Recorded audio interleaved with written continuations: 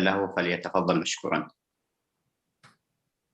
شكرا أخوي سالم، الله يعطيك العافية. حياك الله وحيا الله الأخوة المستمعين والمشاهدين، الله يعطيهم العافية، من أعضاء المعهد ومن غيرهم من الأخوة المشاهدين، الله يعطيهم العافية. طبعا بالإنابة عن كل الأخوة الزملاء في معهد إدارة المشاريع فرع المملكة العربية السعودية وجميع المتطوعين وأيضا جميع أعضاء المعهد ومجتمع إدارة المشاريع في المملكة، الحقيقة نحب يعني نشكر أخونا الفاضل الأستاذ محمد المطرفي، الله يعطيه العافية، ضيفنا هذا اليوم.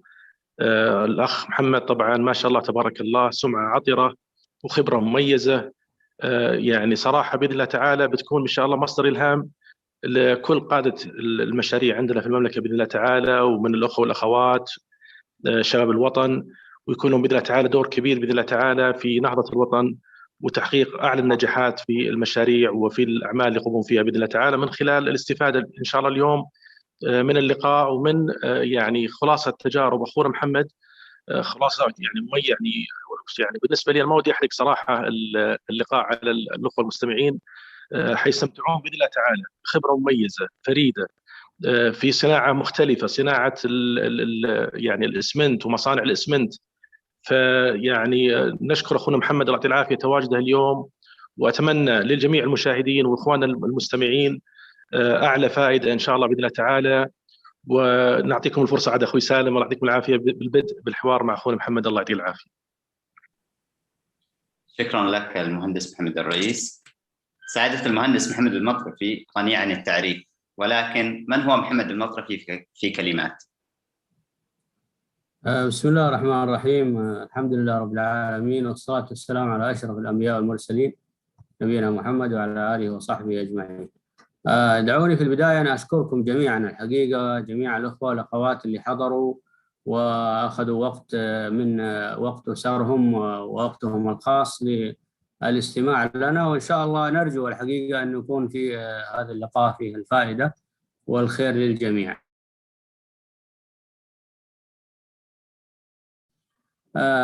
تخرجت من جامعة البترول، جامعة الملك فهد للبترول والمعادن عام 1990، وانضميت لصناعة الإسمنت مباشرة، يعني الآن تقريبا أكثر من 31 سنة. طبعا تخللتها حصولي على الماجستير الحمد لله بمرتبة الشرف الأولى، وخلال هذه الفترة تقلدنا مناصب عديدة، بدءا من يعني إدارة الإنتاج كمدير صيانة، مدير مصنع، نائب الرئيس العمليات، رئيس عمليات التشغيل، نيابة عن الرئيس التنفيذي العديد من المرات. يمكن كان لي الشرف وكنت محظوظ الحقيقة بأن أكون يعني مساهم رئيسي ومدير ل4 مشاريع إسمنت، 3 منها في السعودية وواحد منها خارج السعودية، تكللت الحمد لله بالنجاحات. ويعني إن شاء الله يعني نحكي لكم بعض من القصص اللي حصلت معنا خلال هذه الفترة، وأرحب فيكم جميعا وأشكر جميع الحاضرين على وقتهم الثمين. يعطيك العافية مهندس محمد المطرفي. سعادة المهندس، ماذا تمثل لك التكنولوجيا في مجال الصناعة؟ وهل تعتقد أنها وصلت للمستوى المطلوب أم أنها تحتاج للمزيد من النضج؟ والله الحقيقة الصناعة يعني بعد عام 2000 صار هناك تطور كبير جدا، تطور مذهل في التكنولوجيا، في نوعية المعدات، في استخدام التقنية، في تطور في تقنية المعلومات بشكل كبير جدا. وهذا شيء مهم الحقيقة، يعني لو نراجع يعني قبل 30 سنة يعني الحقيقة كان كل شيء صعب، يعني حتى في الكاباسيتي للمصانع يعني منخفضة، الطاقات إنتاجية محدودة، تكنولوجيا قديمة. اليوم الحقيقة شيء مذهل جدا، يعني يمكن المصنع اللي كان ينتج 1000 طن في ذاك الوقت اليوم ب10% من حجم المعدات تنتج يمكن 10 أضعاف. لكن يظل التطور، يعني عجلة الحياة لا تتوقف، والتطور حيستمر وحيظل مستمر، ودائما زي ما يقولون في روم. جميل جدا. برأيك ما هي السمات الشخصية التي تصنع القائد الناجح؟ في الكثير حقيقة من الصفات اللي ممكن يعني تكون مهمة كصفات ومميزات للقائد الناجح، لكن لعل من أبرزها الحقيقة أن يكون الشخص هذا أو القائد الناجح مهتم بالتخطيط، يؤمن بأهمية وضع الأهداف ويعمل على تحقيقها، يستطيع أن يقول لا وأن يقول نعم في أي وقت وبدون تردد. منصب القائد يتطلب منه يعني التدخل حتى لو كان عكس ما يريد الجمهور، يكون شغوف الحقيقة بعمله، لازم يكون مستمع جيد للآخرين، يختار فريق العمل بعناية، لأنه هم الأساس الحقيقة، هم ما حيشتغل لوحده، القائد حيشتغل ضمن فريق من الخبراء اللي شغالين معاه، فلا بد يختار هذا الفريق بعناية ويتابع يعني ويراجع ويفوض ويثق في الآخرين. مهم جدا أن يثق في الآخرين حتى يستطيعون أن يعطون أعلى وأكبر ما لديهم من إمكانيات، ومنجز ومحقق للنتائج. يعني قائد بدون نتائج لا يمكن يعني نطلق عليه قائد. وأخيرا ومن أهم الصفات أن يهتم بالنواحي الإنسانية. النواحي الإنسانية مهمة جدا لفريق العمل، للناس اللي شغالين معاه، لجميع أفراد المنظومة اللي يعمل فيها. لابد أن يغلف أعمالنا رغم قساوتها ورغم أن احنا نشتغل في الصناعة ومع معدات الآلات، لكن لابد النواحي الإنسانية تغلف جميع أعمالنا. هذه تقريبا يمكن أبرز الصفات، وإن كان في صفات كثيرة جدا لكنها في النهاية تندرج تحت هذه الصفات يمكن الأبرز اللي تطرقت لها. جميل. سعادة المهندس، ما هو أكبر تحدي واجهتموه في قطاع الصناعة خلال جائحة كورونا، وكيف تغلبتم عليه، وماذا تعلمتم من هذا التحدي؟ والله يا أخي سالم، الحقيقة يعني كورونا ويعني الجائحة اللي حصلت يعني أظن ما يعني حصل مثلها في 100 سنة الماضية، وهي أثرت على العالم بأسره، يعني أوقفت الطائرات، أوقفت حركة البشر، أصبحت الناس تفكر في حياتها. لكن دعني يعني قبل أن أخوض في هذا الموضوع أن أسجل الحقيقة كلمة إعجاب وعرفان وتقدير وشكر وامتنان لما قامت به حكومة خادم الحرمين الشريفين من إجراءات كبيرة جدا مكنت المملكة العربية السعودية بأسرها أن تكون واحدة من أهم الدول ومن أفضل الدول في معالجة هذه الجائحة. وأن العالم يشهد اليوم ويلاحظ كم عدد اليوم الإصابات وكم عدد الوفيات في كل الدول بما فيها الدول المتقدمة، وكم هي النسبة الموجودة في المملكة العربية السعودية. فلحكومتنا الرشيدة كل التحية والتقدير والامتنان. بالنسبة للتحديات يعني يمكن كان فيه 3 تحديات رئيسية. يعني أول تحدي عدم تمكن الموظفين من الوصول لأماكن عملهم، خاصة احنا يمكن عندنا سكن محدود في مصنع الشركة، ومعظم موظفينا يسكنون في مكة وفي جدة، ومكة أظنها يعني حظيت بأعلى مدة حظر بين المدن السعودية. التحدي الثاني حقيقة عدم قدرة الخبراء للوصول للمصنع بسبب حظر الطيران. والتحدي الثالث طبعا ما كان في قدرة لوصول بعض قطع الغيار من بعض الدول اللي حصلت فيها الجائحة بشكل كبير وتم إيقاف العمل في بعض المصانع.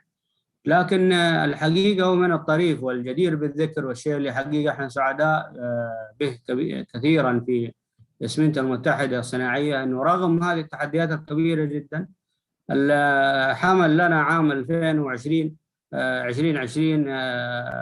يعني أخبار جميلة جدا، لأنه كان أعلى سنة بالنسبة لنا في طاقتنا الإنتاجية. في نفس الوقت عملنا أكبر تيرن راوند خلال هذه الفترة بدون وجود خبير واحد. يعني في العادة كان يكون عندنا 5 6 خبراء إلى 10 خبراء، لكن تم تنفيذ الصيانة العامة بدون وجود أي خبير أجنبي خلال هذه الفترة. وأيضا يعني حققت الشركة يعني أرقام جيدة في من ناحية إنجاز ميزانية المبيعات المفروض اللي كانت مقدرة لنا في العام 2020. وهذا الشيء ما حصل الحقيقة إلا بأسباب، ما في شيء يحصل بدون سبب. يمكن أقدر أقول أن السبب الرئيسي طبعا بعد توفيق الله أنه الشباب اللي عندنا، المهندسين، المدراء، الفنيين، متعددي المهارات. احنا نهتم جدا بتعدد المهارات، المالتي سكيلز لازم يكون متوفر عندنا بشكل كبير.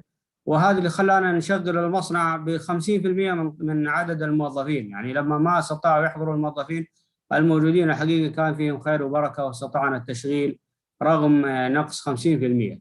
الشيء الثاني حقيقة يعني الاتصالات والتواصل بين الشركة وبين الجهات الحكومية الداعمة لنا، سواء وزارة الصناعة، وكالة وزارة الثروة المعدنية، المسؤولين الحقيقة قدرة بالتعاون معنا الحقيقة. أعطونا تصاريح لموظفينا في فترة وجيزة، استطعنا يعني وريزيوم ذا ورك مرة ثانية بدون مشاكل.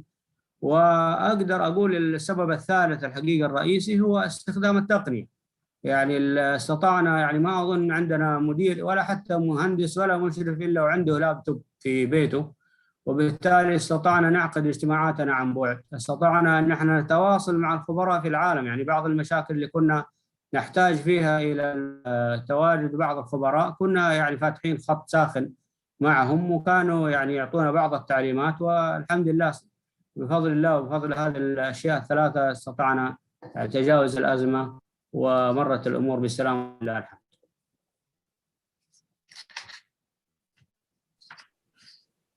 جميل جدا. من وجهة نظرك هل هناك خطوات معينة يجب على أصحاب القرار اتباعها عند اتخاذ القرارات الصعبة؟ أكيد أخوي سالم، القرارات الصعبة تحتاج إلى يعني أشياء مهمة جدا يعني نأخذها في الحسبان. وأي مسؤول، أي قائد لابد تكون في اعتباره، تكون في الذهن.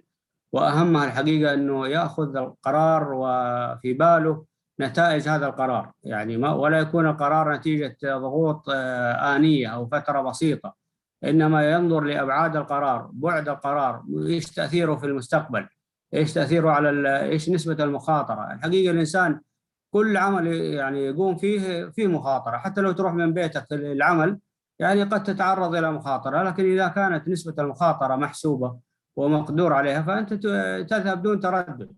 لكن إذا كانت المخاطرة عالية جدا ساعتها يعني تتوقف. يعني لو شفنا واحد الحقيقة يقطع السيل وهو يعني سيل هادر، هذه مخاطرة يعني غير محمودة العواقب، وبالتالي لا يجازف. لعلني هنا أذكر الحقيقة يعني أكبر قرار اتخذ، يعني أنا أعتبره أكبر قرار اتخذ في حياتي، اللي هو لما كنا في عام 2008 تقريبا. في وقتها كان في بيك في صناعة الإسمنت، فكان يعني طاقات الإنتاجية اللي أضيفت في العالم في العادة تكون 20-30 مليون طن في السنة، تضاعفت فجأة إلى 64 مليون طن، ثم في خلال سنة بعدها وصلت إلى 128 مليون طن.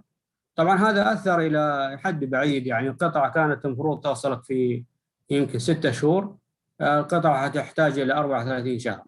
الشركات اللي كانت تقوم بما يسمى تيركي جوب غالت مغالاة كبيرة جدا.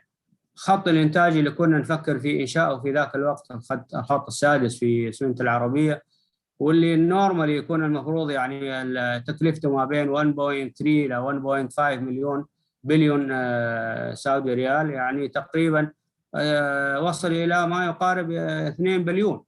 طبعا لا يمكن تنفيذ خط بهذا الشكل، لا المؤشرات الاقتصادية تسمح بهذا الشيء، ولا يعني أيضا يمكن أن نقف مكتوفي الأيدي ويعني نتأخر في طاقتنا الإنتاجية.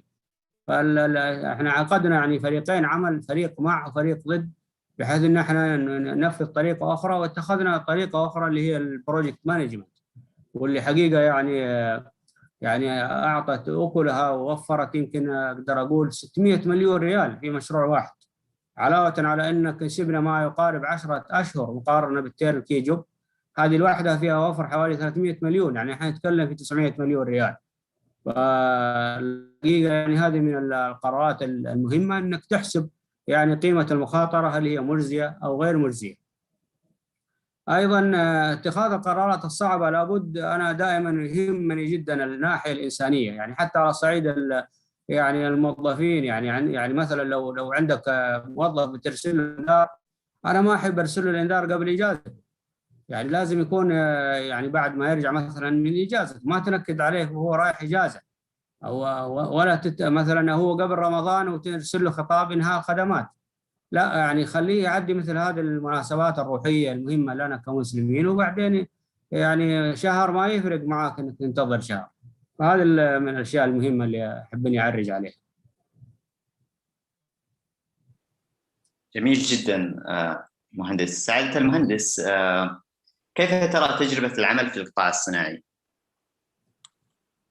والله العمل في القطاع الصناعي اقدر اقول عليه ممتع الى ابعد الحدود، يعني ممتع جدا رغم المصاعب. احيانا الاخوان الصناعيين اللي معنا يعرفوا انه احيانا ربما يعني في بعض الاوقات خاصه اثناء تنفيذ المشاريع ربما تحتاج الى 16 ساعه عمل في اليوم، لكن ممتع بكل ما تعنيها الكلمه.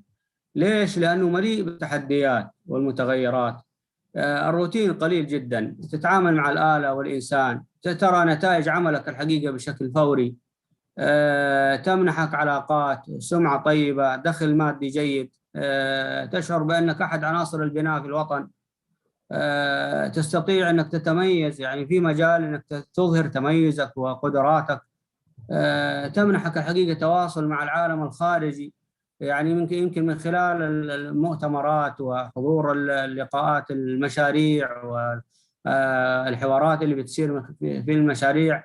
يعني ما هو الحقيقة هدف إنه زيارة الدول، لكن خلتني أتعرف على ناس كثير جدا في أكثر من 35 دولة في العالم، يعني فقط بسبب يعني انغماسي في موضوع المشاريع.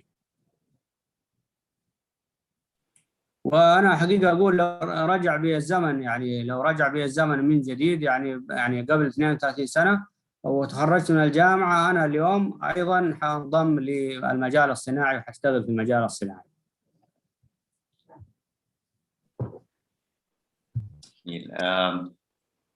طيب، نود أن تنقل لنا تجربتك من الانتقال من الشركة السابقة إلى تأسيس شركة إسمنت المتحدة الصناعية.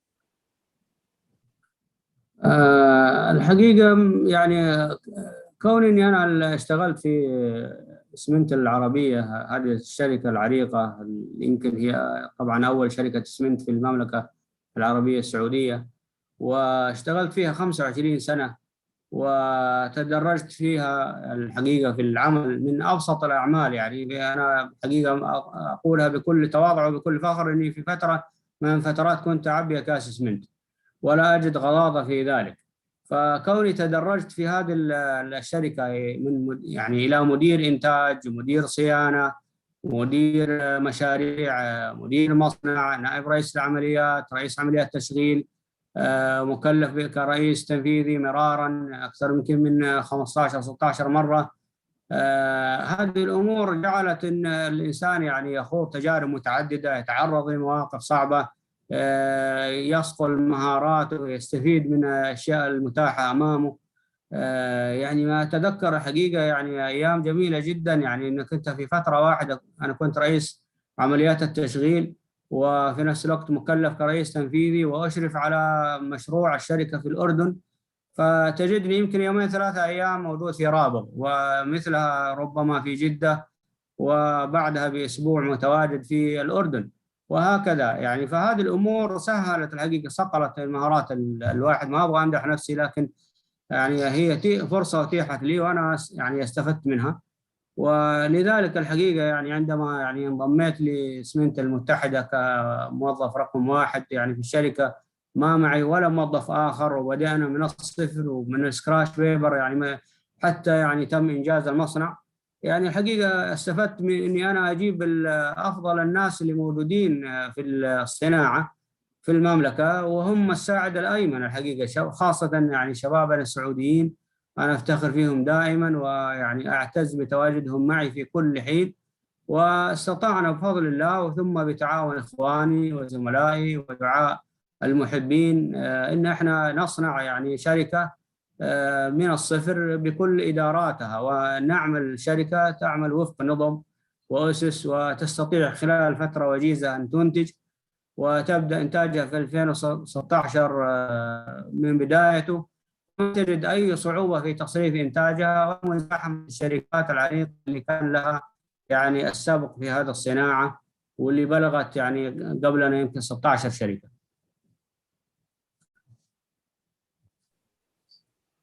سعادة المهندس، بما أنك تكلمت عن الكفاءات المميزة، نحب نستوضح منك كيف تحافظ على الكفاءات المميزة داخل المنشأة؟ هذا سؤال جميل يا أخ سالم الحقيقة. يعني ومع الأسف بعض الأخوان أسمعهم يعني دائما في شركات يتطرقون إلى يعني فقط عنصر الدخل المادي أو الراتب العالي، وهذا لا شك مهم. يعني كلنا الحقيقة نبحث عن المادة والدخل الجيد، لكن الأهم لابد أن تشتغل في شركة فيها نظم، شركة لا تعمل بالأهواء ولا بالآراء ولا بالمزاجية المسؤولين والمدراء. يعني هذا أهم ما يحافظ على الكفاءات المميزة في أي منشأة. يعني تعمل في شركة فيها أنظمة، فيها سلم رواتب واضح، فيها جوب ديسكريبشن لكل موظف. يعني احنا الحقيقة لما توظف الموظف عندنا قبل ما يدخل المصنع أو قبل ما يدخل الشركة، سواء عمله في الإدارة أو في المصنع، يسلم وصف كامل للعمل وجوب ديسكريبشن لشغله، حتى يعرف ما له وما عليه، وحتى نعرف نحاسبه، وحتى يعرف هو أيضا يحاسبنا يعني إذا أنجز الأشياء المطلوبة منه. يعني كونك تشتغل بأهداف يعني سمارت اوبجكتيف، يعني هذه الأشياء لما تشتغل فيها الناس يعني تشتغل بارتياح، وتعرف إنه يعني ما تعمل من أجله تحصل عليه. يعني تدار الشركة بأهداف سنوية، وليست فقط يعني التوجيه اليومي أو بمزاجية أحد. الشعور الدائم بالتقدير هذا عنصر مهم جدا. يعني لازم الموظف، سواء أنا أو زملائي المدراء أو المسؤولين يعني في هذه الشركة أو في غيرها، يعني الموظف إذا شعر بأنه في أحد يقدر جهده، يعطيه ما يستحق من الجهد، يعطيك أضعاف ما يعني ما تتوقع. يعني أنا الحقيقة وأنا أخشى أن أكون أطول في الحديث، لكن اسمحوا لي يعني أعطي مثالين. يعني الحقيقة يعني ودي أذكرهم رغم أنهم تقاعدوا. يعني عندي مثال، يعني إحنا كنا نجرد مستودعات في الكلام هذا عام 1994. شوف اليوم كم سنة من هذا السنة إلى الآن، أنا ما نسيت هذا الموقف. كنا نجرد مستودعات، وطلبت من مشغل رافعة شوكية يشيل جزء معين من صناديق الطوب الحراري، موظف اسمه سعيد المحلبدي. أنا تفاجأت يعني ثاني يوم، يعني لما رجعت البيت، طبعا رجعت الصباح وحصلت المستودع فاضي، مش فيه يمكن 11 عمود، أزالها كلها بالكامل. أنا وقفت ربع ساعة ما أعرف أتكلم. يعني ليش؟ لأنه الموظف هذا يعني استغربت، يعني أنا طلبت منه صفين فقط، أزال المستودع بالكامل. الحقيقة يعني سألته يا سعيد ليش تسوي كذا؟ قال والله يا أخي أنت كل يوم بتترك أولادك وزوجتك وأسرتك، بتجيب القهوة والشاي تجلس معنا، إحنا لازم نبيض وجهك قدام المدير العام. يعني حقيقة هذا الرجل وغيره الكثير جدا ما أستطيع أن أرد جمايلهم إلى هذا اليوم، ولا أستطيع إلا بالدعاء. بنفس الطريقة يعني لما جينا نشغل الخط الخامس، الألمان جابوا معهم مشغلين. احنا كان عندنا مشغلين ممتازين جدا، أذكر منهم أخونا بدر الزنبقي. يعني الرجل هذا كان يشتغل بنفسه، احنا نقول له روح البيت يجلس يعني 6 مرة من المرات 26 ساعة متواصلة، حتى أمرناه أمر أنه هو يغادر الموقع. وبعد كذا يعني الألمان يعني انبهروا الحقيقة. في فترة وجيزة شبابنا دخلوا على الخط ومسكوا المصنع واشتغلوا بكل كفاءة واقتدار. فالتقدير النواحي الإنسانية والشكر الناس والثناء عليهم وتقدير مجهودهم يعطيك أضعاف ما لديه.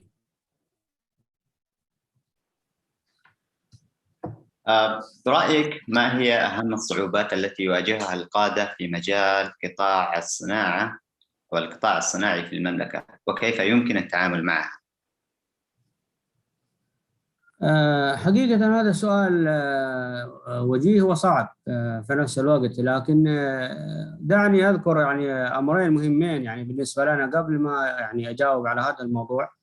الموضوع الأول أن المملكة العربية السعودية الحقيقة تملك مقومات صناعية تمكنها أنها تكون في مصاف الدول الكبرى، ولا تمتلكها كثير من الدول، يعني بما فيها اليابان. الحقيقة اليابان إيش عندها مواد خام، ومع ذلك هي دولة صناعية كبرى. نحن نمتلك الحقيقة جميع المقومات لنكون بلد صناعي من الطراز الأول. الشيء الثاني الحقيقة أن الصناعة في المملكة هي خيارنا الأول، يعني رغم أن الأشياء الأخرى مهمة، إحنا مهمة جدا، الزراعة مهمة وعندنا الحمد لله مقومات زراعية كبيرة، السياحة مهمة، أشياء أخرى كثيرة مهمة، لكن يبقى بلدنا والبلدان الأخرى الصناعة فيها هي الخيار الأول. لم تتقدم الحقيقة لا الصين ولا اليابان ولا أمريكا ولا ألمانيا إلا من خلال الصناعة رغم وجود المقومات الأخرى. فإحنا في حاجة ماسة إلى أن تتقدم عندنا تتقدم الصناعة وأن تصل إلى مستوى عالي جدا. إيش التحديات؟ إيش المطلوب؟ الحقيقة يعني الدعم اللي تلقاها المصانع والشركات من حكومة خادم الحرمين الشريفين حفظه الله دعم منقطع النظير، سواء من خلال القروض، من خلال الأراضي الصناعية، من خلال أشكال متعددة من أنواع الدعم. لكن أنا أعتقد أن الصناعيين بحاجة إلى تكاتف وتوجيه الجهات الأخرى سواء حكومية أو غير حكومية، وخاصة في الصف الأول، حتى يكون عملهم عندما يقف الرجل الصناعي على وزاراتهم مرحب به بشكل كبير جدا، ويهمهم أنه يخدم، ويعني عندما يريد مثلا يحصل على ترخيص يحصل يعني على كل الدعم، كل الإمكانيات الممكنة، ولا يكون يعني الهم بالذات أنا أتكلم على الصف الأول. يعني أحيانا تكون المعلومات اللي تصل للصف الأول يعني غير دقيقة، فيكون همه مثلا إيقاع العقوبات أو الإيقاف أو إيقاف المصانع أو فرض غرامات أو من هذا القبيل. هو لا يوقف مصنع، الحقيقة عندما يقف مصنع هو تقف منظومة، تقف صناعة، تقف موظفين، لوجيستكس، أشياء كثيرة جدا. لذلك أنا الحقيقة أدعو الجميع إلى أن تكون الصناعة هي محورنا الأول في المملكة، وإن شاء الله احنا مقبلين على نهضة صناعية كبيرة تحقق المأمول بإذن الله. جميل. كيف ترى إسهام التحول الرقمي وتطبيق أحدث التقنيات في مجال مصانع الإسمنت؟ أنا عرجت على هذا الموضوع بشكل بسيط، لكن الحقيقة التحول الرقمي في مصانع الإسمنت تحول كبير جدا، تحول عظيم. ما يعني يمكن كثير من الناس ما كانت يمكن تستطيع تستوعب الأشياء الموجودة اليوم. يعني خليني أضرب بعض الأمثلة عشان تتضح الصورة. يعني كنا دائما نشوف في مصانع الإسمنت في الهيكل التنظيمي في المختبرات مثلا تجد يمكن حوالي 30 شخص. السبب يمكن تحتاج إلى 15 واحد عشان يجمع لك عينات. اليوم العينة تجمع آليا، تنقل آليا، تحلل آليا، روبوت موجود في المختبر، فالنقلة كبيرة جدا. غرفة التحكم اليوم تدير لك مصنع كامل، تستطيع أنك تدخل اليوم على مصنعك من أي موقع في العالم وتشوف إيش اللي يجري في المصنع. التقنيات العالية مكنت اليوم المصانع اللي كانت تنتج 1000 و2000 اليوم عندك مصانع تنتج 5000 و7000 و10000، بل وصلوا إلى 12000 طن في اليوم. طبعا هذا لم يكن ممكن لولا التقنية، ويمكن يعني الأوضاع اللي حصلت بسبب كورونا أكبر شاهد وأكبر دليل على أنه التقنية لها دور كبير جدا في تمكين الشركات من أداء مهامها بكل سهولة، من ناحية التواصل، من ناحية الحصول على المعلومات، من ناحية اتخاذ القرارات بسهولة. فالتقدم الحقيقي كبير جدا، ونقلة يعني نوعية ومتميزة خلال خاصة 10-15 سنة الأخيرة. برأيك ما هو التحدي الأكبر الذي تواجهه عندما يتعلق الأمر بإدارة الأفراد؟ إدارة البشر أصعب بكثير من إدارة الآلات. الإخوة الإداريين يعني اللي يشرحوا لنا دائما في الدورات الإدارية، الحقيقة يعني يهمهم دائما يركزون على 3 أشياء يسمونها KSA. K stand for knowledge، والS ما يقصدون فيها السكيلز، والA هي الاتيتيود. الحقيقة المهارات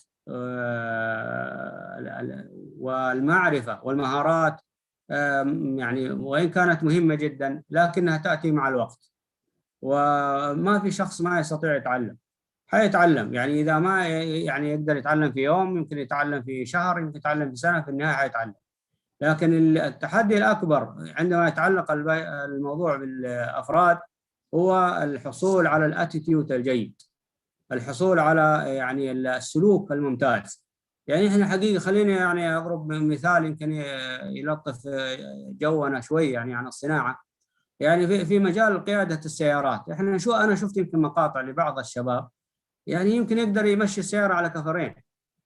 يعني حقيقة ما أدري كيف يسويها، بس يعني هذا يعني هذه من ناحية المهارة والمعرفة. يعني نعرف كلنا تضغط بنزين السيارة تمشي قدام، تضغط فرامل السيارة توقف. هذه معلومات معرفية وسهل الحصول عليها، لكن ما هو سهل انك انت توجه وانك انت يعني تحصل على الاتيتيود اللازم، واللي هو سلوك الناس بحيث انها يعني تتصرف ضمن التصرف المحمود. يعني انت تبغى تشوف سائق يعني يقف عند الاشاره، سائق ملتزم بحزام الامان، سائق ما يعني يضايق السائقين اللي من حوالينه، سائق ملتزم بحدود السرعه. هذه الاشياء تحتاجها. نفس الشيء ترى في المصانع، يعني تحتاج الى شخص عنده انضباطيه، عنده مرونه، عنده سهوله في تقدير المطلوب، يعمل على تحقيق الاهداف، يعني سلوكه العام جيد. ولذلك ترى يعني انا صراحه انا شخصيا ما اركز في المقابلات الشخصيه مع الموظفين على الشهاده حقته. الشهاده مهمه بس عشان اعرف انه انا احتاج مثلا مهندس كيميائي، فاحتاج اني انا يعني احصل على شخص عنده هندسه كيميائيه، لكن بمجرد حصوله على هذه الشهاده هذا يكفيني. بعد كذا انا يهمني في المقابله ان اسال، والاخوان اللي في الموارد البشريه ايضا مهتمين في هذا المواضيع ليعرفوا سلوك الموظف، يعني كيف حيتصرف، كيف اموره في تلقي التعليمات. هذه هي الاهم، وهذا هو التحدي الاكبر. جميل. طيب سعادة المهندس، شاركنا تجربتك في تولي أول منصب قيادي لك. ما هي نصيحتك التي توجهها لمن تولى منصب قيادي للمرة الأولى؟ أنا زي ما قلت انضميت لصناعة الإسمنت في عام 1990 و 1996. كنت يعني أول منصب مدير إنتاج. الحقيقة يعني كانت تجربة يعني يمكن فريدة من نوعها. كان في شركة تشغل المصنع، شركة كل الأفراد اللي موجودين فيها أتراك، وكان فيها حوالي تقريبا يمكن 600 تركي. طبعا أنا متخرج من جامعة الملك فهد البترول، لكن لا يتحدثون إنجليزي ولا يتحدثون عربي، فما كان أمامي إلا أني أنا أجيب دفتر شهير معي كل يوم أسجل فيه 20 كلمة تركية وجملة أو جملتين. طبعا ما أجدت اللغة التركية، لكن كان عندي حصيلة يعني أقدر أقول تمشي حالي. فهذا هو المدخل الحقيقة. يعني عندما صرت مدير إنتاج صار عندي تحديين، تحدي الوظيفة وتحدي إنه مدير الإنتاج السابق اللي هو تركي تم عزله، وأصبح يعني لازم أنا الحقيقة يعني أوازن بين أمرين، يعني أراضي الناس الموجودة في المنظومة اللي عندي اللي هم الأتراك، وفي نفس الوقت إني أنا يعني أقدم المأمول مني. والحمد لله يعني الناس لها مداخل، يعرف الناس إيش تحب وإيش تكره، حاول تكون قريب منهم قدر المستطاع. يعني لدرجة إني حتى بعض الإخوة أسألهم عن نتائج بعض الفرق الرياضية، وأعرف حتى بعض اللاعبين المشهورين عند الأتراك، عشان أنت تعرف مفاتيح الشخص وتعرف تدخل معاه. لغاية ما استطعنا إدخال العنصر أبناء الوطن، ودخلوا معنا أبناء الوطن شباب سعوديين ومهندسين أكفاء، وسلمناهم المهمات مهمة بعد المهمة، ولك أن تتخيل يعني خلال يعني 17 سنة نحقق كل سنة ريكورد جديد. أنا حقيقة يعني فخور في زملائي واعتبرها نتائجهم ما هي نتائجي، انك انت تحقق ريكورد جديد، تكسر ريكورد الانتاج الجديد كل سنه لمده 17 سنه متواليه. وترى ما هو يعني ناس شروطهم يعني 20 سنه و25 سنه ابدا، يعني ناس خبراتها 4 5 سنين 7 سنوات 8 سنوات لا اكثر. ولكن الحمد لله يعني الشباب فيهم الخير والبركه، ونحن نحتاج نحتوي الموظفين ونحتاج نعطيهم التقدير اللازم كما اسلفت، حتى يعني تستطيع انك انت يعني تشق طريقك في عالم الاداره، وبعد كذا الامور حتكون اسهل بكثير من البدايات. سعادة المهندس، برأيك ما هي الصعوبات التي تواجه توطين القطاع الصناعي في المملكة؟ وكيف نعزز إقبال الشباب على هذا المجال كما هو الحال في المجالات الأخرى؟ أولاً عشان ما يكون كلامي مجرد تنظير، أحب أني أذكر الحقيقة سواء في الشركة السابقة اللي كنت أعمل فيها بدأنا في ك5 شباب سعوديين فقط، وانتهى بي المطاف إلى 65% نسبة السعودة. ثم بدأنا في شركة اسمنت المتحدة من الصفر، ومنذ البداية إلى اليوم احنا شغالين في النطاق البلاتيني ولله الحمد والشكر. اليوم احنا نتكلم عن 65% أيضا في اسمنت المتحدة. طبعا هذا كلام ما أتى من فراغ. أعتقد أن هناك يعني 3 محاور رئيسية لكي تنجح السعودة وتوطين الوظائف. الموضوع يعتمد على 3 محاور. المحور الأول هو الحقيقة رجال الأعمال، يعني يجب إقناع رجال الأعمال سواء من خلال لقاءات مع وزارة الموارد البشرية أو مع الجهات المعنية، بحيث أنه يتم إقناع هؤلاء الرجال المهمين جدا في وطننا بأهمية العنصر الوطني في قيادة دفة الصناعة وتولي المناصب القيادية اللي هي من خلالها حتساعد وتوطن الوظائف الأخرى. ما لم يتم توطين الوظائف القيادية في الشركات وظائف المدراء، الحقيقة من الصعوبة أنك أنت يعني تجد يعني مجال لسعودة بعض الوظائف. الحقيقة المحور الثاني يهتم بالتشريعات. احنا صحيح نسمع اليوم يعني الحقيقة وزارة الموارد البشرية تفرض أحيانا نسب معينة ونطاقات معينة ووظائف معينة لازم يكون فيها سعوديين، وهذا مهم. لكن أنا أرى حقيقة الأهم من هذا أن يكون يعني الوزارة الحقيقة تهتم بأن يكون الشركات لديها سياسات. احنا ما نبغى الشركات تدار بالأهواء أو برغبات المدراء أو مسؤولين. يعني لابد يكون الحقيقة في الشركات سياسات مكتوبة، هياكل تنظيمية، سلم درجات، وصف وظيفي. الشاب يبغى يدخل يشوف فين الكارير باث حقه، فين رايح. أنا اليوم داخل يعني مهندس إنتاج، متى حصير مدير مصنع؟ متى حصير؟ يعني اليوم احنا الحقيقة يعني وأقولها بكل تواضع وبكل فخر حقيقة في نفس الوقت، ما عندنا اليوم موظف حتى لو كان وظيفة بسيطة، مثلا خلينا نقول ميكانيكي، اليوم ما في موظف موجود إلا وعنده الخيار موجود يعني ليصل إلى منصب رئيس الشركة. طبعا مو بسهولة، لكن في متطلبات إذا حققها ليش لا. يعني وكل مرحلة مثل الطالب في الجامعة، أنت ما تستطيع حقيقة تنتقل من مرحلة في الصف الثاني مثلا، المرحلة الثانية في الجامعة من جونيور مثلا إلى سينيور إلا لما تخلص كورسات معينة. نفس الطريقة يعني أنت مطلوب منك تخلص عدد سنوات، مطلوب منك تأخذ دورات تدريبية معينة، مطلوب تتنقل في أماكن العمل في المصنع، مطلوب يعني يكون في لك كوتش مع الناس الموجودين، مطلوب أنك أنت تعمل كشخص مكلف في بعض الأعمال حتى عندما يعني تتاح الفرصة تكون جاهز. فالوزارة المفروض أنها تهتم بهذه التنظيمات داخل الشركات. فالشركة يعني اليوم أنا الحقيقة أعجب إنه في شركات يعني تغادر، في موظفين يغادرون شركات براتب أعلى ويذهبون لشركات أقل، لأنه في نظام يعرف يعني يشوف مستقبله فين رايح. فوجود الأنظمة مهم. المحور الثالث والأخير هو الموظف نفسه. الموظف لازم يقدم نفسه بصورة جيدة، لازم يتعب على نفسه، لازم يكون مستواه الدراسي ممتاز، لغته الإنجليزية جيدة، عنده مهارات استخدام الكمبيوتر، يطور النواحي السلوكيه، الاتيتيود، يكون مرن، يسمع للاخرين. هذه الامور يعني تحبب الناس فيك، وتخلي الفرصه متاحه لك اكبر وبصوره يعني افضل. جميل. برأيك كيف نستطيع الحفاظ على الشغف ورفع مستواه في مجال العمل؟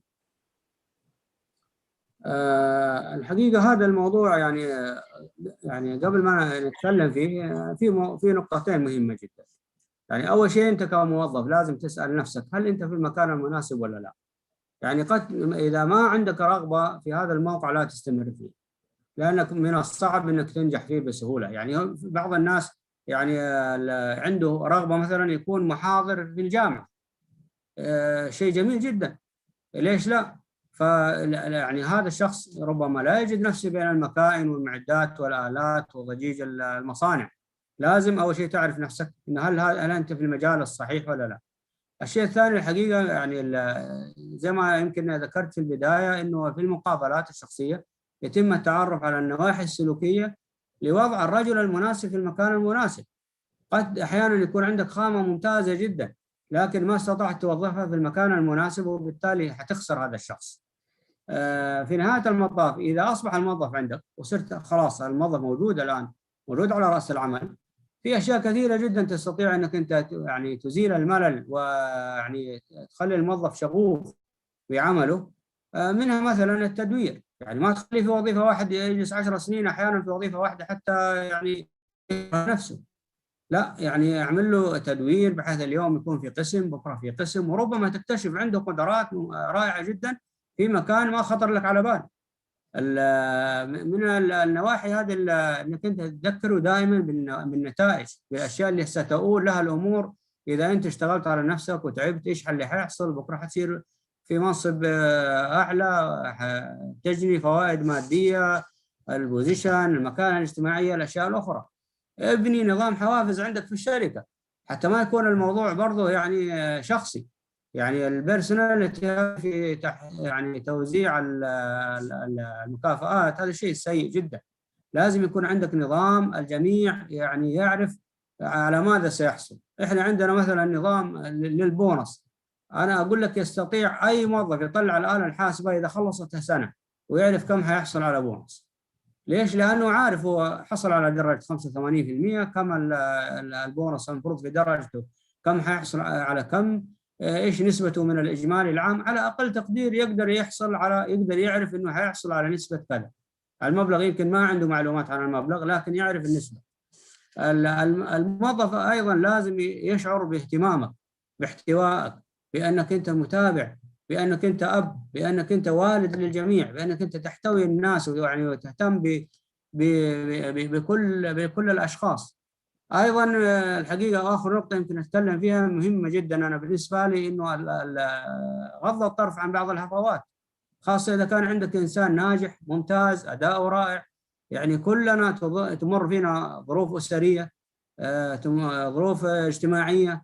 هذا الشخص يعني يمكن يجي عنده فترات أداء قل شوي، يعني تغافل، لا تغفل عنه لكن تغافل عنه فترة. يعني يمكن عنده ابن عنده مشكلة صحية كبيرة جدا، يمكن عنده مشكلة بين والده ووالدته، يمكن عنده أزمة مادية حادة تلاحق من مكان إلى مكان. فأنت لازم، نحن مسؤولين صراحة. أنا ما أقول لك مسؤول عن يعني مثلا تحل مشاكل الناس، لكن راعي ظروف الناس. يعني لعلها مشكلة طارئة، لعلها فترة وتعدي أزمة وتنتهي. فإذا مشت الأمور الحمد لله. إذا كان سلوك مستمر إذا لا، لازم توقف معاه وتجلس وتحاول يعني تتعاون معه على حل الإشكالية اللي هو يعاني منها.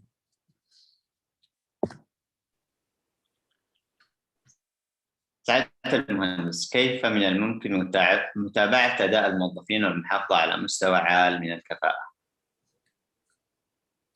هذا الأمر بسيط وصعب في نفس الوقت. صعب اللي ما عنده النية يعني الحقيقة، لكن اللي ناوي ما عليه إلا يعمل أهداف، يعمل سمارت اوبجكتيفز ويسلمها للموظفين ويتابع. لأنه مش المهم ترى أني أنا يعني إن الموظف ما ينجح، المهم إن الموظف ينجح. وأنا لازم أتابع مثلا كل ربع ايش حقق من الاهداف، كل نصف سنه ايش حقق من الاهداف. وهذه الاهداف مهم جدا انها تكون سمارت اوبجكتيف، يعني تكون سبيسيفيك وميجرابل ولها علاقه بالعمل واتشيفبل في نفس الوقت، ولها تايم فريم. اذا انت يعني حددت للموظف سمارت اوبجكتيفز وطلبت منه شيء ما حتختلف معاه، حتى في تقدير درجته في نهايه السنه ما حتختلف، لانك انت حتجلس معه وتقول له انت حققت في النقطه الفلانيه يعني مقدار كذا ومقدار كذا ومقدار كذا. وفي كثير من الاحيان هو الموظف يحط الدرجه اللي يراها مناسبه له، وفي اغلب الاحوال تتطابق مع اللي في بالك انت حقيقه. وهذا انا شخصيا اعمله مع جميع الزملاء المدراء، يعني هم يحطون الدرجات وانا اراجعها، على الاغلب يعني يكون التغيير بسيط في ما بيني وبينهم.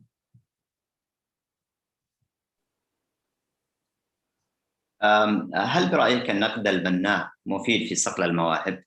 وكيف من الممكن أن نتعامل مع النقد بشكل عام وخاصة النقد البناء في مجال العمل؟ وكيف يمكن التعامل مع من يخالفنا الرأي؟ والله يا أخي سالم، طالما اسمه بناء فهو بناء. يعني البناء، النقد البناء الحقيقة مهم جدا، وبدون ما تنقد الأشياء لن تتعدل، لن تتحسن، لن تكون أفضل.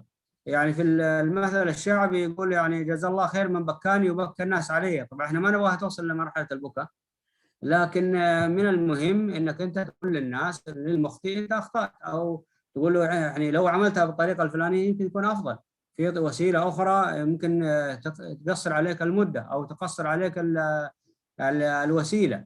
وخاصة إذا كان بينك وبينه، ما هو لأنه النصيحة على العلن تصبح فضيحة، ما هي نصيحة. فالنقد البناء مهم، وزي ما يقولوا اختلاف الرأي لا يفسد للود قضية.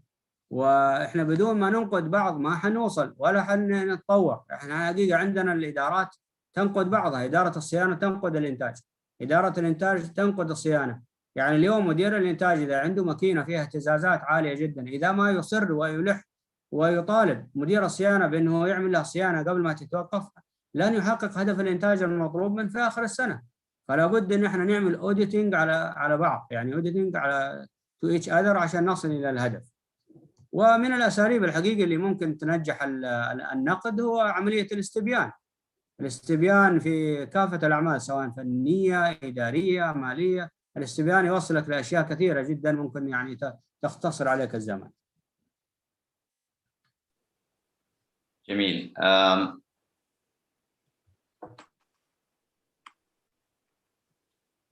طيب سعادة المهندس، هل تفضل تفويض المهام لتمكين قادة المستقبل؟ أكيد وبدون شك وبدون تردد. يعني بدون ما تفوض المهام لن يستطيع الإنسان أن يتعلم شيء جديد. يعني إذا كان يؤدي عمل واحد فقط وما عنده أي مهمة إضافية وما ممكن من أعمال أخرى، كيف سيتطور؟ كيف راح تجد يعني موظف في مكان آخر عندما مثلا تفاجأ باستقالة أحد؟ لابد من التفويض حتى يعني مع الوقت أنت تكون عندك الصف الثاني جاهز والصف الثالث جاهز لأي مفاجآت. طبعا التفويض يعني له أساليب ويمكن يطول الشرح فيه، لكن لعلي أذكر على السريع حقيقة نقاط خفيفة، يعني حدود التفويض. يعني ايش الاشياء اللي يعمل ضمنها؟ يعني مثلا انا افوض شخص لكن ما اسمح له مثلا لا هي كانت فاير هي كانت هاير، ما لانه هذه الامور جوهريه واساسيه، لكن انه هو يؤدي العمل ويخليه يمشي بالشكل الجيد هذا امر محبذ، ويعني مهم حتى يتعلم يعني مهاره جديده. يعني عدم التفويض فما يتم التفويض له، يعني انا ما افوض علي ثم علي يفوض حسن، ما ينفع. لازم الشخص اللي فوضته هو اللي يقوم بهذا العمل. التفويض لازم يكون علني، لازم تبلغ كل الناس ترى فلان اليوم اصبح اكتنج بيزنس مانجر مثلا، حتى الناس تعرف انه هذا الشخص اليوم اصبح عنده مسؤوليات وصلاحيات في اشياء معينه. وايضا تجانس التفويض، يعني ما تاخذ مثلا رجل في خط الانتاج وتقول له انا بفوضك كمثلا مراجع مالي، وفي بون شاسع بين الوظيفتين. يعني الوظائف المتقاربة والفنية ممكن التفويض فيها، لكن ما تفوض في أعمال يعني بعيدة إلا إذا وصلت إلى مانجيريال ليفل تستطيع تفوض شخص حتى في مجالات أخرى بعيدة عن تخصصها الرئيسي. برأيكم أيهم أفضل كوسيلة للتواصل فيما يخص إدارة المشاريع، التواصل الشفهي أم المكتوب؟ بوث الحقيقة الاثنين، يعني ما تستطيع أنك أنت يعني اليوم لما تمر على مشروع يعني أثناء التنفيذ وتشوف خطأ موجود، يعني مستحيل أنا الحقيقة أصمت وأسكت وأمر كأني ماني شايف، لابد أنا أوجه شفهيا، لكن هذا التوجيه الشفهي لابد أن يعقبه شيء مكتوب. وهناك منهجية في إدارة المشاريع، يعني المشاريع لا تدار شفهيا، المشاريع يعني يتفق من بداية تنفيذها على آلية للاجتماعات الأسبوعية، وهي غالبا يكون الأجندة تبعها قبلها بيوم. يكون في عندنا اجتماعات شهرية monthly meeting، ويكون في اجتماعات ربعية، ويكون في اجتماعات للستيرنج كوميتي اللي هي يعني إدارة التوجيه والقيادة والسيطرة، حتى يتم يعني تناسق بين الجهات ومعرفة الخلل من بدايته، حتى لا يعني لو سمح الله في حيود، في إشكالية سواء في الزمن، في الميزانية، في الأداء، في الجودة، في أي شيء يتم تلافيه من الخطوات الأولى. كيف ترى أهمية التميز في إدارة المشاريع بشكل عام وفي هذا التوقيت بشكل خاص؟ بدون تميز في إدارة المشاريع، المشاريع لن تصل إلى المخرجات المتوقعة منها. لابد من الحرص الكبير على اختيار الأشخاص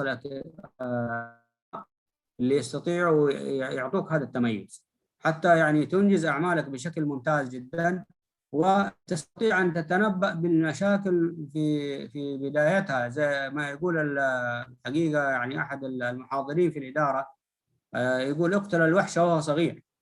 يعني المشكلة وهي صغيرة من السهل القضاء عليها، لكن لما تكبر تتفاقم من الصعب يعني تحتويها. ويعني الاتقان في العمل عمل مهم، يعني شيء مهم وحث عليه ديننا الحنيف.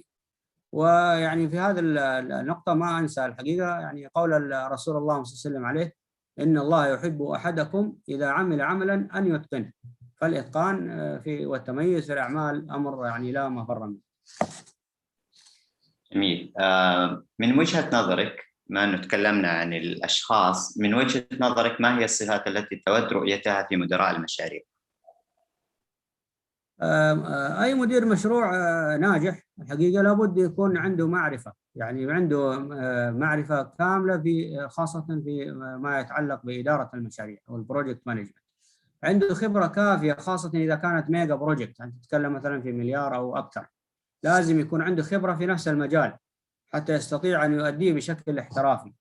مدير المشروع لابد أن يتحلى بالشجاعة ويتكلم بسرعة وبشفافية وبقوة في حالة مثلا لا سمح الله حصل تأخير، لا يغطيه، يبلغ فيه اللي أعلى منه، يقول عندي تأخير ويجد حلول، ونضع يعني حلول عادة لنعود للمسار مرة أخرى.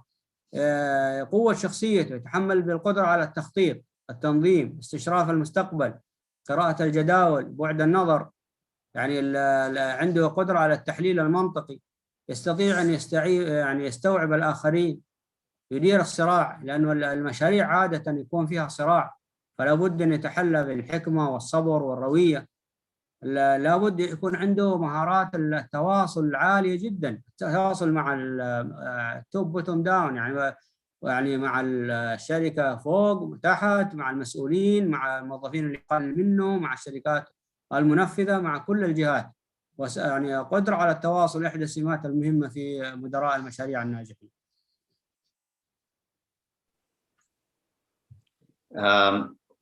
ما هي أبرز التحديات التي تواجه مدراء المشاريع؟ دعني أقول أول شيء الله يكون في عون مدراء المشاريع. يعني مدراء المشاريع حقيقة يتعرضون إلى صعوبات وضغوط كبيرة، لأنه مطلوب منه ينجز مهمات محددة في وقت محدد وبتكاليف محددة.